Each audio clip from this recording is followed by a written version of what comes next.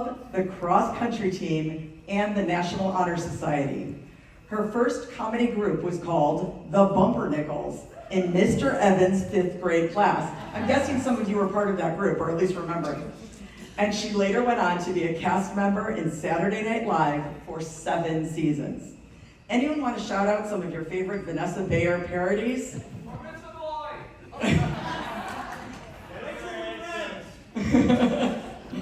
She has also appeared in numerous films and TV shows, such as Trainwreck, Ibiza, Will and Grace, and What We Do in the Shadows. And she created and starred in the Showtime series, I Love That For You.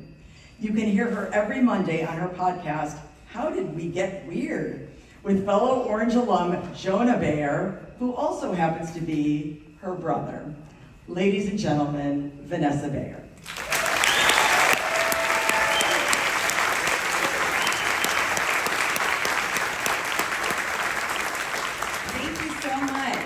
So, very bright. Okay, how are you all doing? Good, okay, all right, okay. Well, thank you so much for having me here today. I had such an incredible experience at Orange Schools. I met so many wonderful people, several of whom are still my closest friends to this day, and I genuinely loved going to school. But the reason I couldn't pass up being here today is my teachers. I had the best teachers at Orange Schools, and I am so grateful to each and every one of them for dedicating their careers to taking care of us students. When you're a kid, you think that teachers are just these people who never eat lunch and sleep at the school. Not wrong. But when you're an adult, you look back and you realize that they were actual humans who could have chosen a number of careers, but who chose to come in every day and teach you more about the world and how to live in it, and you realize how much their patience and support has shaped you into the person you are today. I apologize because now this speech is going to be a lot about me, but I think by this time in the weekend, we've heard enough about the history of Orange Schools, am I right? My life was shaped by every single one of my teachers. In kindergarten, Mrs. Roman allowed me to get dressed up and sing opera in front of the class. I was actually singing kind of a baritone voice to kind of paint you a picture. But she made time in the day for it, and it gave me so much confidence in front of people. Some might say too much confidence. Apparently, my first grade teacher, Mrs. Blaylock, attended my opera performance, and I guess I'm the most famous person that she's ever been associated with since. So that wouldn't get a laugh at. In 2nd grade, Mrs. Lorenz took me into the hallway to give me a warm and fuzzy award for being kind to the other students. It meant so much to me and encouraged me to keep being kind to my fellow classmates. The award was kind of a paper certificate with little fuzzballs on it, and I kept it for years until my mom was like, Vanessa, you gotta stop hoarding this stuff. In 4th grade, Mrs. Ferber let each one of us be the VIP one week and do a poster presentation of all of our favorite things. I think it really made each person in the class feel special when it was their turn to be the VIP. In 5th grade, my friends and I took advantage of a newly hired Mr. Evans and formed the sketch comedy and musical parody troupe, the Bumpernickels. Not only did we create an incredible video report on the cardiovascular system, a clip of which does appear in the 2015 Mother's Day episode of Saturday Night Live with host Reese Witherspoon, but Mr. Evans would often let us perform live for the class.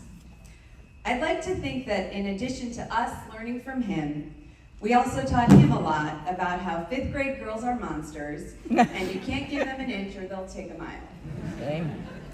In 6th grade, Miss Merchant lied to us and told us that she wasn't dating Mr. Apple, and then they proceeded to get married.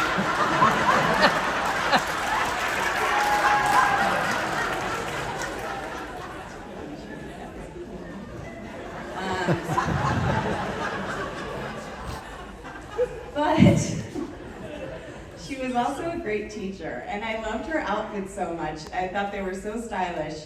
that I thought, she's so cool, I bet she only sleeps at school half the time. And speaking of cool teachers, who wasn't obsessed with Miss Iverson? I actually came to school dressed as her for Halloween one year, so I guess I was a very cool kid. Another teacher I had that year was Mrs. Wagner, who had us write autobiographies in her English class and told us that we could write about boys or our first kiss, and eventually became the inspiration for my SNL character, poetry teacher Mrs. Meadows. She had the same hair, do you remember? Yeah. In 8th grade, me and some of the other coolest students at school thought it was, some of them are here, I'm sorry. Am I too close to this? I'm so confused. Okay. In 8th grade, me and some of the other coolest students at school thought it was a great idea and made perfect sense to have a party at the Metro Parks for our science teacher, Mr. Hansen. We really pressured him to come, and he came for like 5 minutes, and we were like, okay, I guess our teacher doesn't want to hang out with a bunch of 8th graders on a Saturday? If he's here, if anyone is in contact with him, please send him my apologies.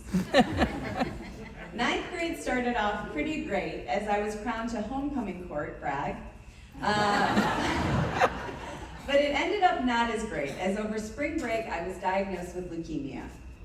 I was visited in the hospital by some of my favorite teachers who happened to be my cross-country coaches, Mr. Keller and Mr. Oberster, by Mr. Stanek. Miss Lucian came to my house and brought me a stuffed animal manatee. Mrs. Barron gave me a quilt from the students, and I received a beautiful card from Mr. Shreve, and my entire social studies class had signed it. That's the kind of people my teachers were. Little did I know that the gift of incredible teachers would keep coming in 10th grade in the form of all-time great Mr. Hastings.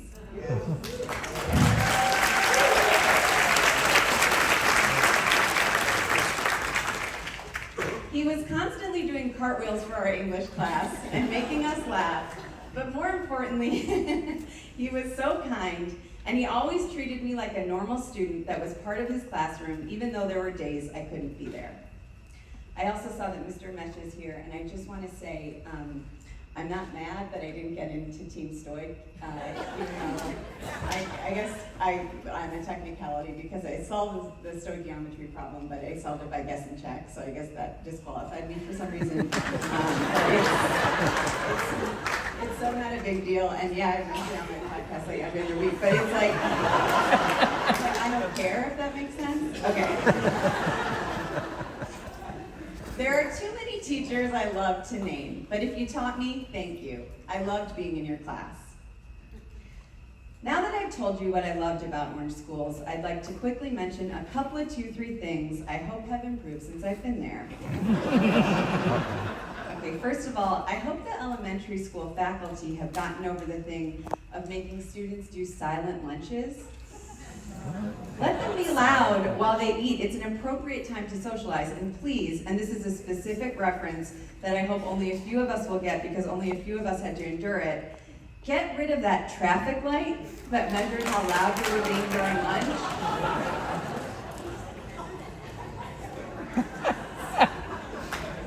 Okay, and speaking of lunch, maybe just let the studious kids eat their lunch in peace in that back room at the high school library. Like, we're eating lunch in the library. We're not where you're gonna find problems. I also have a few gym-related requests. Namely, can we get rid of the humiliation of having to swim during the school day and then get back in our clothes with wet hair? That always bothers you. Also, I hope that the violent game of battle ball is no longer taught in gym class. And finally, if it still exists, let's all grow up and realize that the presidential fitness test was designed to make students feel inadequate and it needs to be scrapped.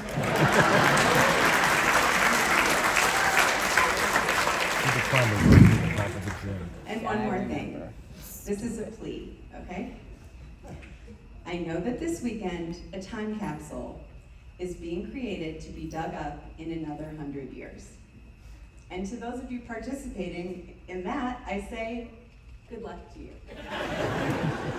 I say that because Fellow members of the class of 2000 will remember that when we were little, we participated in a senior project where a student made a time capsule with footage of us as kindergartners, to be dug up 12 years later when we were about to be graduating seniors. And after those 12 years passed, and it was time for us to graduate, guess what happened? They couldn't find it. That's what we were told. Now, how is that possible? This isn't a big town, but no one knows where it is? Is anyone here from the class of 1988? And if so, do you want to tell us where the hell this thing is before we waste time burying another one?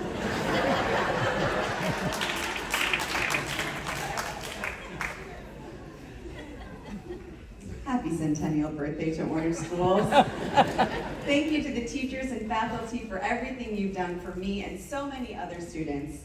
And enjoy the rest of the weekend, and also please report any tips you get on the time capsule.